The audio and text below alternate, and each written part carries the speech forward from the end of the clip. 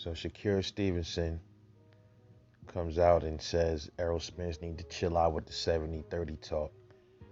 Now, he's speaking in reference to that video that came out with Errol Spence and his girl. I think that's his girl. And he was talking about, he was on live, IG, I believe, IG Live. He said, fuck it, man. He keep fucking around. He gonna get 70-30 and give him 80-20. Fuck it. You know, Errol Spence says he was just fucking around. He was trolling the trolls. But a lot of people were taking that serious and wasn't really feeling that. They was looking at it like he was trying to use that as an early duck move. You know what I'm saying? And people are also thinking that Errol Spence is going to use this Ugas fight to duck Crawford. They think he's going to use this Ugas. If he beats Ugas, takes the belt, the WBA, that he's going to use that as even more of a reason to lower the offer to Bud from 60-40 or even from 70-30 down to 80-20 because he has the third belt, the third strap. But I don't know. Then on the other hand, you heard Errol say, yeah, I'm not leaving the division until I fight Terrence Crawford. I heard him say it. It came out his mouth. But, to be honest, I guess, you can talk, but, are you going to walk the walk? And that goes for anybody. That goes for Bud, Sean, or Errol Spence. And, I had that, I had thought that Bud shouldn't even take the Porter fight. At first, I was like, man, that's dangerous because, I want to see the Spence and Bud fight, man. It's a possibility. There's always that possibility that Sean Porter could pull it off and take the belt. It's not likely, though, but it's always that possibility is always there. It was there with Errol. It was there with Errol. It's boxing, man. It's boxing. Stranger things has happened, but the likelihood of Sean beating Terrence Crawford is not really high at all, in my opinion. I think Bud gets him out of there. I don't think he stops him, but he gets him out of there.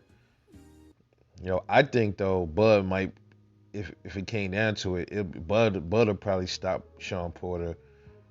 Errol couldn't do it, but I think if anybody could, it is Terrence Crawford. But Shakur is right. 70-30, that's bullshit, man. 80-20, I still think it should just stay at 60-40. Reasoning be, we already know Bud was having an issue with the 60-40, which I don't understand why. He should have just took the 60-40, bro.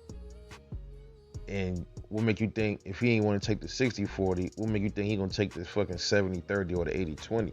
If Errol did come out and if they sat down and Errol got that third strap and he started throwing that 70-30 out there, I'm telling y'all right now, what I said is, if Errol start talking that 80-20 shit, he don't want that fight. He's ducking. Straight up, clear as day. That's absurd to do that. You know what I mean? If you're trying to make this mega fight, bro, why you gonna lowball him all the way down to 80-20 or some shit, or even 70-30? Bud, he might not be a big mover at 147. He still held the belt though, and he still, in a sense, you could still count his past accolades in other divisions. Not all that much. That doesn't really hold that much weight in 147, but you gotta take that into consideration as well. You know what I mean? Because Errol fans would do that. Let's say Errol was at like 130, 140, and he moved up to 147 and got them straps. And let's say Terrence Crawford was the one in that situation like Errol was in. They would have said, if Bud would have been like, yo, you only gonna get like 30 and I get 70. They would have been like, well, Errol, look what he did at 140. They would have said the same thing that the Bud dude just saying. So, it go both ways, dog. They go both ways. I think that 60-40 should just be solidified. He should, he beats Ugas, takes the belt. Bud smokes Porter or whoever else, a light touch, whatever. Then the next fight, Errol Spence and Bud Crawford, they come to the table. Errol put that 60-40 down, Yo, Bud, take that shit. Bud need to take that, man. You know what I mean? That's the most money any of these dudes is gonna make, man. And it's possible, you know, what Bud need to understand is too, bro, you thinking about the 60-40 is low, bro. First of all, that's 40. Let's say the pot, like I said, if the pot is 100 mil, you're getting 40 of that. That's a lot, bro. At one time, that's a lot of money. And then not on top of that, more than likely it's gonna be a rematch clause in there, and you more money on top of that 40 million. Come on, bro. Y'all look, Bud need to open his mind. Like that's that right there. That's setting both of them up for the rest of their life. They then look after them fights, they ain't got to box no more, bro. They don't got to box no more now. But definitely, if them two fight and they do a rematch or a trilogy or something, they ain't got to fight no more. You know what I mean? But at the same time, a 70-30 and 80-20, that's still a lot of money on Bud's end. But 60-40 is good. That's much better. I wouldn't take no 70-30 or 80-20. I would take the 60-40 because that's more in line to Errol Spence. That's closer to 50-50. You know what I mean? So I don't understand why Bud wouldn't take the fucking 60-40. That's the closest you're gonna really get, unless they talk what? Unless Errol say, all right, you know what? Not 60-40. Let's do 45-55 or some shit like that. So what's that? Yeah, 45-55. That's nice. That's a nice amount, but Errol ain't gonna do that. He gonna keep it at either 60-40 or he might try to lowball him down to 70-30. You know what I mean? So we just gotta watch and see.